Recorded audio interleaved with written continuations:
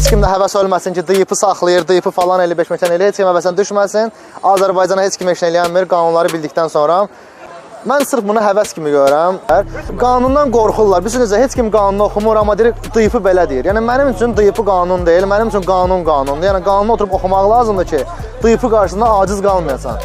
Yəni, nəsə bir sual verikdə onun cavabını düzgünlüyü ilə qanun çərçivəsində cavab verəcəksən, ondan sonra yəni ki, heç kim heç nə eləyənməz ondan sonra sizə. Ona görə yəni, qanunları ilk növbədə bilmək lazımdır, oxumaq lazımdır. Oxuyaq. Ümumi avtomobilistlərin hamısını alqışlayıram, çünki mən özüm də böyük avtomobilistəm. Yəni, inşallah bu il Azərbaycanı Porsche-də təqdim və təmsil edəcəyəm. Stens avtomobillərin sərgisində. Dəvət gəlir. Bəli, dəvət gəlir Wrocław şəhərində. 1000 dənə avtomobildən biri mənəm inşallah. Bir dənə arzum odur ki, top 16-lığa düşsəm, böyük bir şərəfdir, yəni Azərbaycan üçün.